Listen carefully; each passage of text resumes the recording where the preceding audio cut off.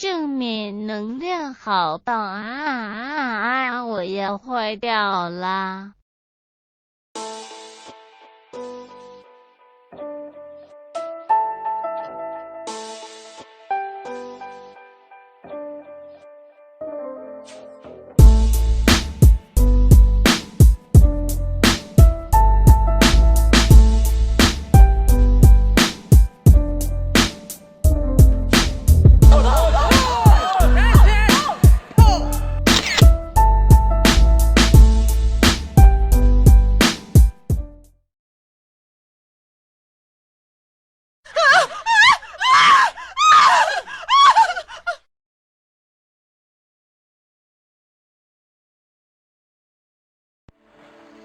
！So today I want to talk about Jonnie Candito's bench press and why it hasn't been going up for the past year.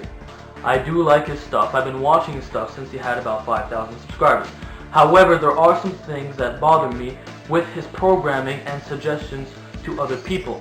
I have provided lots of evidence in this video, and if you watch it through the entire way, you will understand why Jonnie Candito's bench press has not gone up. So first, let's begin. He talks a lot about all that matters is progression. And I really can't emphasize that enough. That all that matters is progression.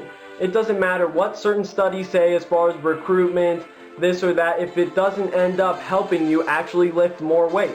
Because you have to keep progressing, your workouts have to keep improving, your performance improving for you to see any results in terms of strength or size. So, if all that matters is progression, how come his bench press hasn't gone up in an entire year? On July 25th, 2013, he failed the 325 bench.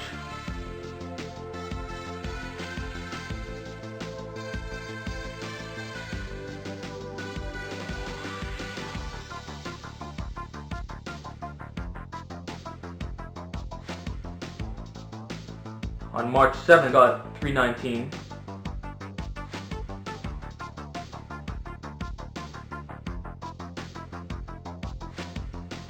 On June 12, 2014, he got 319.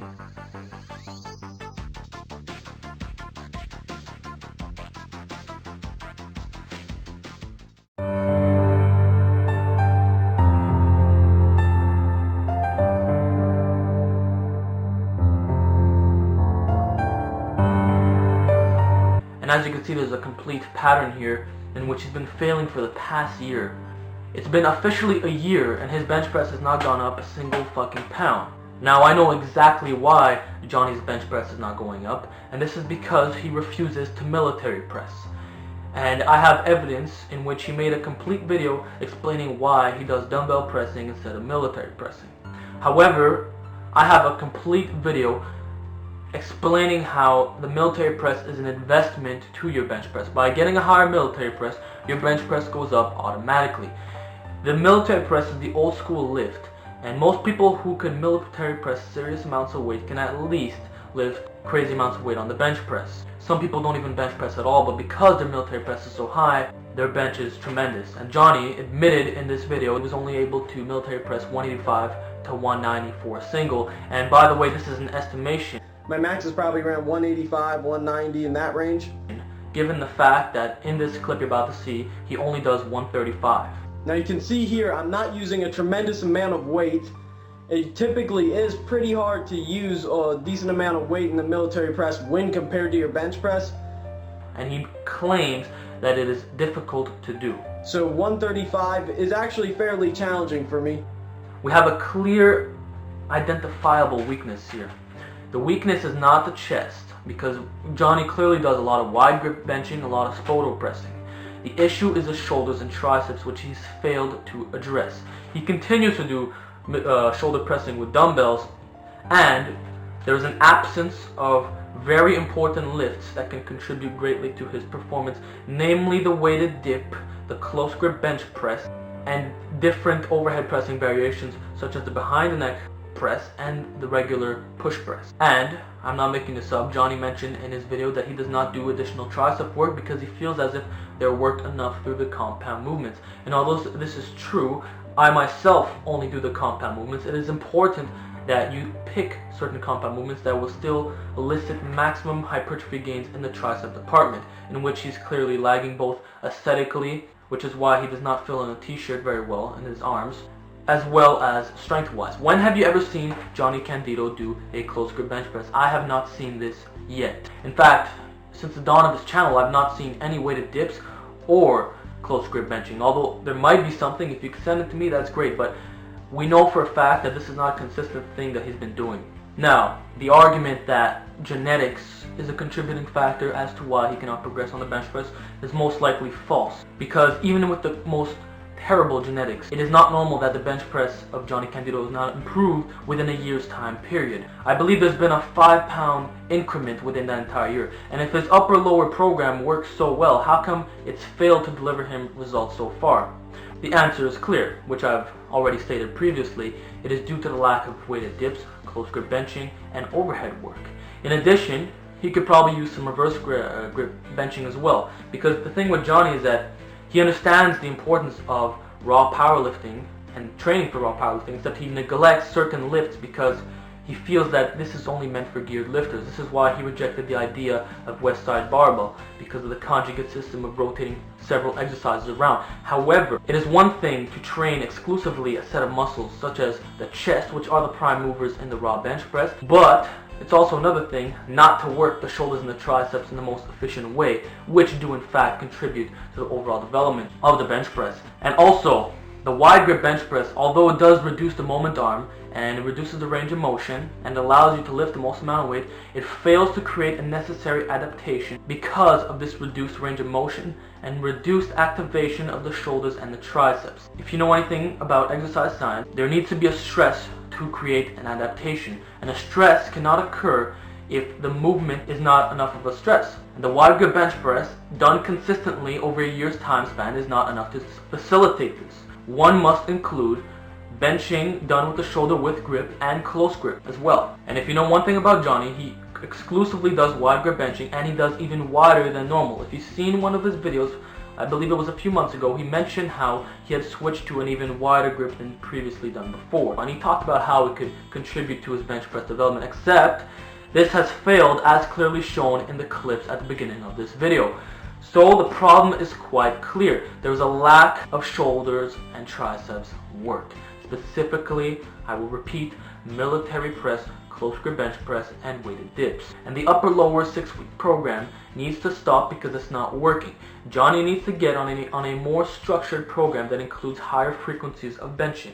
I advocate full body training, however, he does not have to do this if he wishes not to, as there are many great programs that include high frequency bench, and Ben Rice is a prime example of this, whose bench press has suffered for a long time because he is primarily a squatter and a deadlifter, much like Jonnie, except when he went to small off bench, his bench press skyrocketed because of the additional frequency, and that's what I optimized here. This is what I talk about in my videos. I always talk about frequency and how full body training maximizes the protein synthesis and how you can progress at the fastest amount of time possible. But like I said, he doesn't have to do a full body training program if he doesn't want to, because he's already reached an advanced level. But higher frequency benching must be included, as well as the exercises mentioned before.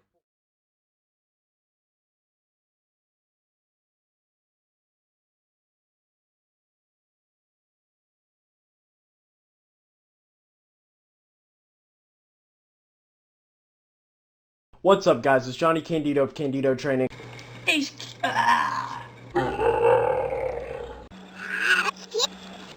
HQ. And in today's video, I want to talk about something that was brought up in my Road to 1500 video, and I'll include a link in the description to that. If you haven't seen it already, I highly encourage you to check it out. But in that video, it showed that my bench press of all lifts only increased by 5 pounds in the past year, whereas my squat and deadlift increased immensely, as I put over 100 pounds on my total in just about a year, actually slightly under it. So a lot of people have been asking me, why is that the case? What has been going on with your bench press training where it hasn't moved, at all really? And in my opinion, it's come down to 3 things.